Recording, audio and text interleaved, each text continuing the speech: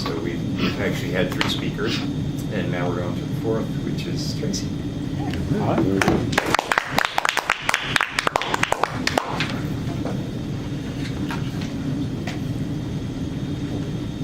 Failure is a great teacher. I like that. That was Priscilla's talk today. And I think that is not the only teacher. I mean, naturally, we can go into a situation and learn about it in advance. But it's true that if we've made mistakes, failure can teach us a lot. What isn't a great teacher? Lectures, belittling, punishment. In Priscilla's talk, she was talking about how she made a mistake with a piece of data and realized her mistake, or it was pointed out to her, and she was pleasantly surprised that the person a couple levels up from her said, I was in your position once, I understand. Here's all you need to do. In the future, you do X, Y, Z. I have to agree, this is something I have found through reading books about child development and parenting, discipline. The kid does something that you don't like, they make a mistake, maybe they didn't study enough for a test. If you get on that person, you're going, I saw you got an F. What were you doing? Why didn't you study more? Are you inviting learning? No, what you're doing is getting under their skin. So now instead of sitting with the situation that they have, they got this F, they know that they didn't do enough studying, maybe they didn't ask for help if they needed it, but you're drawing fire. You're saying, this was dumb, bad, unprepared, negative, negative, negative, negative, and now they're mad at you. They're not mad at themselves at all. They don't get a moment to just sit with what happened and think about it and make changes next time around. So we deprive them actually of this failure of being a good teacher by being belittling or superior or any of those things. So as people who perhaps have families, will have families, are in relationships with people, work, I mean, all of us have an opportunity to not prevent somebody from learning from their mistake. Who did this? Why is this here? Who leaves out this stuff? I catch myself every now and then. I used to growing up, that was what we did. Who did this? Why is this like, you don't really want to know, do you? You want to like rant about this. So as an adult, when I started reading a little bit, and actually it's kind of funny because I was reading this book and it would have situations, scenarios for parents. You'd read about what's happening, read this little scenario, and then you're invited to think about, okay, well, what's going on here? And I remember a couple of them, it was so obvious what was going on. It wasn't always about teaching, learning, could be anything. Sometimes they would be like, I don't know. That's probably how I would have handled that. So realizing that that's what I would have done, and then you read about it, it becomes so obvious. It was a really good book. I would recommend it to anybody, but for, like I said, not just parenting. If you can empathize, that's good. I think when someone's made a mistake and you say, I've been there before, that helped Priscilla a lot. To just, okay, so now I can think about what went wrong instead of how am I going to defend myself. You can invite reflection, especially with a child. You might say, so what would you do differently next time? Or where do you think it went wrong? You might offer insight if they want it, but ask. I have some thoughts for you. Are you interested in hearing them? That could be with anybody, especially an adult. We really want to not overstep. And so it ends up perfect that Priscilla's launched what I was thinking, and then Mark's kind of reinforced it. We don't have to come up with a solution, but we would invite insight. What are you going to do now? You know? What are you going to do differently? So I just wanted to bring those couple things out, and thank you very much for listening. Next time you have an opportunity when someone's made a mistake, stop yourself from giving them your opinion or telling them that they made a mistake. They know that. And if they don't, just let them sit with a minute. They'll figure it out, and they'll get so much more out of that experience than if we tell them what to do next time, and why they're wrong. So thank you.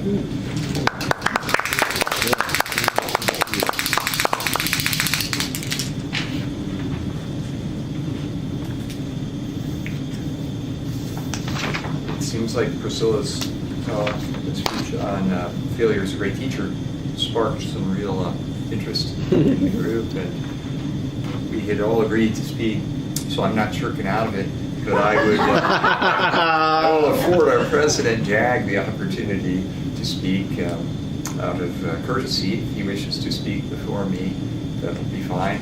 Otherwise, I'll do my speech in zero. Go ahead. What you gonna do your thing? Okay, mine is going to be 4 to 6 minutes, please. And my topic is reflections on kids' sports. So I'm going to go for 3 different things. I'm going to ask you 3 different questions today. Are kids' sports good for kids? Is my first question. Reflections on what it means to have a good coach and a bad coach, and what it might mean for the kids and the parents. And then a summary with lessons learned. So our kids, are these sports that we engage in this in our community good for the kids? That's kind of my first question, and I've it's something I've struggled with, and I'll illustrate it with lessons learned. So my wife and I are fortunate to have 3 children. Our oldest son, Conrad's 15, Elise is 13, and Ian's the young guy, he's 7. So, and most of them, I'll say they've been engaged in sports since the ages of like 5 or 6 upwards. So figure that's 3 or 4 sports a year times 3. So after a few years, you know, you're talking many interfaces with the coaches, the games, the kids, all the dynamics, all the fanfare that goes around it. And I always thought this is a good thing. You know, this is like the reason I put them into it really is because of the whole connection with mind and body. You got a healthy mind, you're going to have a healthy body. And and then we as Americans, we tend to revere sports. You know, some of our great heroes and figures that we respect and celebrate are professional athletes, and we admire them for their prowess. And so they could be positive role models. And we believe that anybody can be an Olympian, anybody can be a superstar. It's part of our national outlook, and what our culture promotes this concept. And I bought into it. So I've always said to the kids, you can be whatever you want to be. You want to be great sportsmen. Now, my father-in-law, I think when my son Conrad was like 7 or 8, he said, his grandfather asked him, what do you want to be? And he said, I want to be a professional football player. And my father-in-law laughed out loud at him. He laughed. He said, that's never going to happen, because you're just not built for it. You know, and Conrad looked at, I said, don't believe a word he just told you into it. And so what I've seen is, there's a saying too, the idle hand is the hand of the devil, something like that. And of course, with the kids, it's somewhat true. They get into mischief. They eat all the cookies. They get into the fridge. They're eating stuff. They're not doing their homework. They're playing on their devices. So what I've seen on the balance is it's good. Yeah, and I'm open to connections. And then the coaches. Of course, the coaches are critical because they're the ones mentoring, forming those positive relationships. And what I've seen there is it can be a make or break aspect. You know, the coach that gives positive feedbacks, even when the kids are losing all the games and they're doing a great job of building up the skills, the kids are engaged and happy, they feel valuated, they're treated fairly.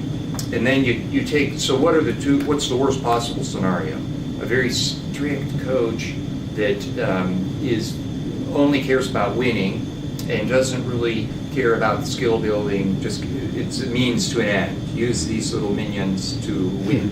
And that's when it starts turning ugly, because when the kids don't win, the coaches take it out on the kids, and it forms this vicious negative feedback cycle, and it ends with the kids hating the sport, that sport. And then they're like, Dad, I don't want to do baseball anymore. Why?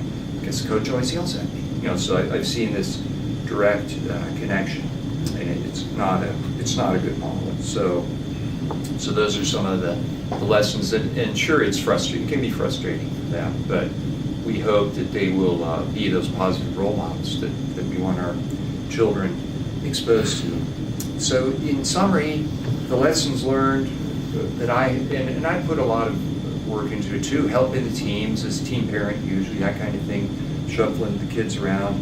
The lessons learned for me are that by and large it's positive, but we all need to work together to make it better and reach that dreams that our kids can achieve their goals, even if it does mean becoming a sports superstar. Thank you.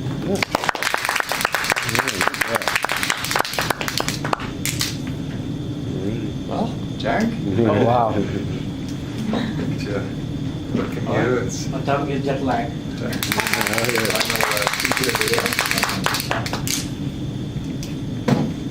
Good afternoon, fellow Toastmasters. Good afternoon. Good to be back, but I'm still jet lagged. I just came back last night. Yeah. I'm going to speak for maybe 4 to 6 minutes. Don't have any prepared. But something occurred to me while I'm sitting there. I just made a note. How to be an effective supervisor. Something I want to expand and talk about it later this month, but I'm collecting some ideas and thoughts. So 2 things I want to talk about is when we become a supervisor or a manager or we get into one of those positions,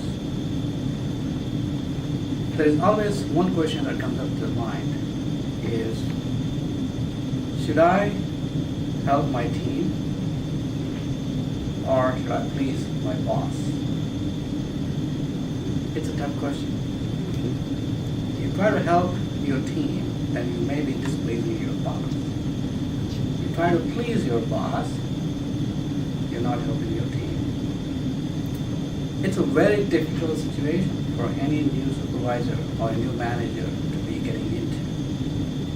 When we look around and start analyzing the supervisors, the current supervisors or the managers, then you will find out they're either done one of the 2 things. Either they have helped their team and they've pleased their supervisors. So this is where the magic formula, which we all are expected to figure this out and how do we do this. A lot of studies of the corporate America has been done, and one of the things that has been recommended is that if you become a supervisor, a new supervisor or a new manager, your goal is to help your team. So that you may displease your boss, but keep your focus on your team. Help your team to success. Help your team to succeed in the efforts that they're working on. If they have barriers, help remove those barriers. It's an important thing to understand why it is important is that when you help your team, and if the team is successful, then it comes your success, and then if you're success, automatically your boss will be happy as well. But if you take the other route around by trying to please your boss, you may not be able to make your team successful. So it's a very important thing. The other important element that we, as new supervisors or manager, is to keep in mind is to let go of things. It's very important that we are let's say I'm an engineer and I became a supervisor. I've done this engineering for 5 years or 10 years. But I'm a supervisor now. But I need to let go of everything that I did for 10 years. It's hard. It's hard to let go of things. But as a supervisor, number one thing you got to do, or as a manager, let go of what you used to do before. Work very hard to do that. There's a lot of people I've seen, I've come across and I coach. They're all managers, but they're still engineers. They have the title, but inside their attitude, inside the way they work, they're all still an engineer. That is probably not a best solution. That's probably not a best approach to being a new supervisor or a new manager. It takes a lot of effort to let go of things because by working for 5 to 10 years, we created that zone, comfort zone. That's what we are really good at doing. Now I'm in a different place, which is may or may not be comfortable, And now I'm forced to do some things, but my comfort always pulls me back into doing exactly what I used to do 10 years ago. And when we do that, we may be branded as micromanagers. We may be branded as, hey, you're a manager, you're not supposed to be working on technical things. You're not supposed to be asking for details. So we may risk ourselves in a perception that we may be micromanaging. Help your team.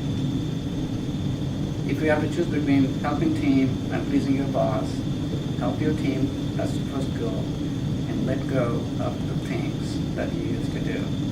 If you do these two, then you can be an effective supervisor or a manager. Thank you. Good job.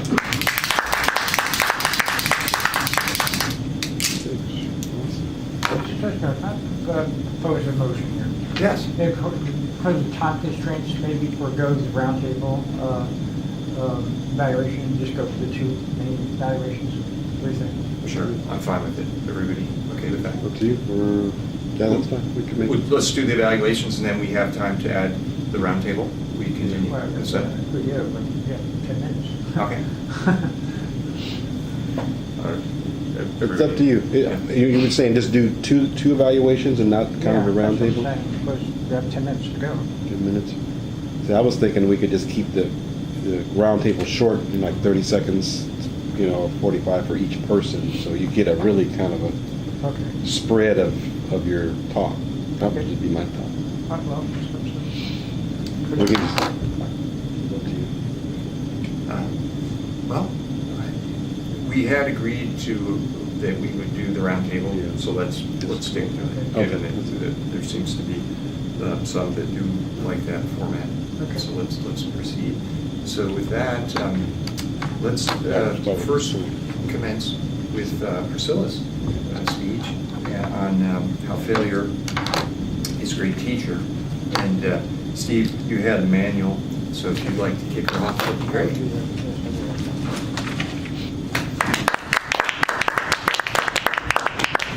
Oh, great speech, bro. Very good. Very good. There's a whole kind of wording list here. I'll get you that quickly. Topic selection, I thought facilitate your body language very well, very prepared. Your manner is consistent, competent, and enthusiastic. Posture was poised and balanced. Gestures were very natural, evocative. Body movement, purposeful and smooth. Eye contact, you could use a little bit better eye contact, I thought. Facial expressions were very animated. Purpose of speech was very clear. The organization was very clear. Now,